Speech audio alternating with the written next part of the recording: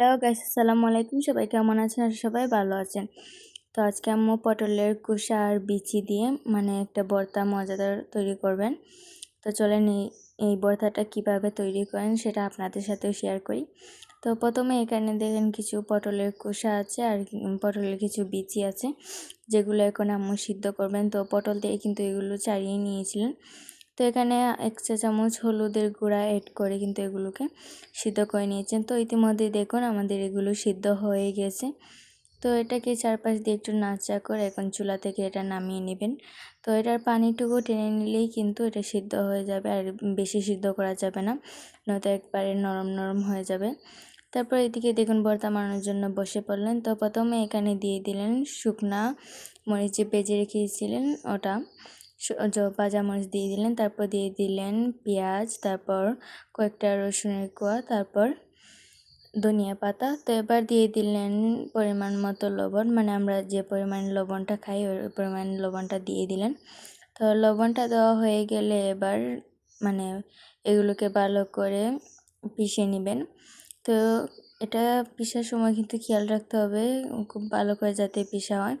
তো এখানে কিন্তু প্রথমে আম্মু মরিচ ভর্তা তৈরি করবেন, তারপরে গিয়ে পটলের খোসার ভর্তাটা তৈরি করবেন, যার কারণে এখন প্রথমে আগে মরিচ ভর্তাটা তৈরি করছেন। তো ইতিমধ্যে দেখেন আমাদের মরিচ ভর্তাটা কিন্তু তৈরি হয়ে গেছে। তো অনেকে বলতে পারেন মরিচ ভর্তা কিন্তু জাল হয়নি, তো এটা কিন্তু খাওয়ার পর বোঝা গিয়েছিল কত পরিমাণে জাল হয়েছে। এমনি কিন্তু তেমন একটা জালের পরিমাণ বোঝা যাচ্ছে না। তারপরে এখানে আবার পটলের খোসার ভর্তা তৈরি করবেন, তার কারণে পাটায় এখন দিয়ে দিলেন শুটকি। তো এই শুটকিটাকে এখন পিষে নেওয়া হয়ে গেলে তারপর পটলের খোসা আর বিচিটা ভেজে সিদ্ধ করে রেখে দিয়েছিলেন, তো ওগুলো দিয়ে দিলেন। তো ওগুলো এখন ভালো করে পিষে নেবেন। তো এটা পিষার সময় কিন্তু একটা জিনিস মনে রাখতে হবে, এটা কিন্তু খুব ভালোভাবে পিষতে হবে, যাতে একটু দলা দলা বা একটা বিচিও যাতে না থাকে।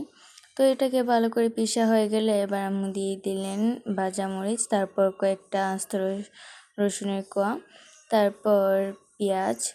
তো এবার এগুলো দিয়ে এখন দিয়ে দিলেন ধনিয়া পাতা। তো ধনিয়া পাতাটা দেওয়ার পর এখন কিন্তু এগুলোকে ভালো করে পিষে নেবেন। তো এই পর্যায়েও দিয়ে দিলেন এবার পরিমাণ মতো লবণ। তো লবণটা দেওয়া হয়ে গেলে এখন এটাকে পিষা শুরু করবেন। তো ইতিমধ্যে কিন্তু পিষাটা শুরু করে দিয়েছেন। তো এখানে যেহেতু অনেক জিনিস একসাথে, তাই চারদিক দিয়ে অনেকটা পড়ে যাচ্ছিলো। তো আপনারা লক্ষ্য রাখবেন যাতে চারদিক দিয়ে কোনোতে না পড়ে যায়। আর যদি একসাথে সব কিছু পিষতে না পারেন তাহলে একটু একটু করে পিষবেন। তো এইভাবে কিন্তু অর্ধেকটা পিষা হয়ে গেছে, বাকিটুকু পিষছেন।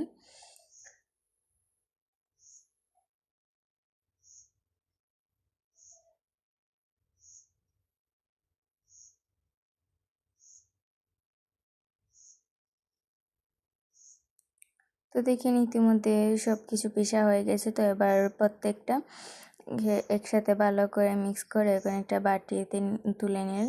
তো দেখেন আমাদের দুটো ভর্তাই তৈরি হয়ে গেছে। তো আজকে আমাদের ভর্তার রেসিপিটি আপনাদের কাছে কেমন লেগেছে অবশ্যই কিন্তু কমেন্টে বলে যাবেন। ভালো লাগলে আমাদের চ্যানেলটি অবশ্যই সাবস্ক্রাইব করতে ভুলবেন না। আর আজকে আমাদের ভিডিও কেমন হয়েছে অবশ্যই কমেন্টে বলবেন। আর আমাদের ভিডিও আপনাদের কাছে কেমন লাগে অবশ্যই এটাও কমেন্টে বলবেন। আর এরকম পটলের খোসা আর বিচি দিয়ে কে ভর্তা বানিয়ে বাসায় খান অবশ্যই কমেন্টে বলবেন। আর যারা খান না তারা অবশ্যই একদিন বাসায় ট্রাই করবেন, এটা কিন্তু খেতে অসম্ভব মজা। তো এদিকে দেখেন যেখানে আমাদের পাটায় যে ভর্তাটা লাস্টে পিষার পর লেগে গিয়েছিল ওই ভর্তাটা সাথে কিছু এখন লেগে রয়েছে। তারপর এখানে কিছু ভাত এড করলেন। ভাত এড করার পর এখানে আবার কিছু মরিচ ভর্তা আর ওই কুষার ভর্তাটাও এড করলেন। তো এবার এটাকে ভালো করে মাখা করে এখন এটাকে খাবেন। তো আমরা কিন্তু সবসময় এরকম পাটায় ভর্তা বানানোর পর এটাতে ভাত মেখে খাই। তো এইভাবে ভাত মেখে আপনারা কারা কারা খান অবশ্যই কিন্তু কমেন্টে বলবেন। আর আজকে এখানেই বিদায় নিচ্ছি। তো আমাদের চ্যানেলটি অবশ্যই সাবস্ক্রাইব করবেন আর কমেন্টে বলবেন কেমন হয়েছে। তো আল্লাহ হাফেজ।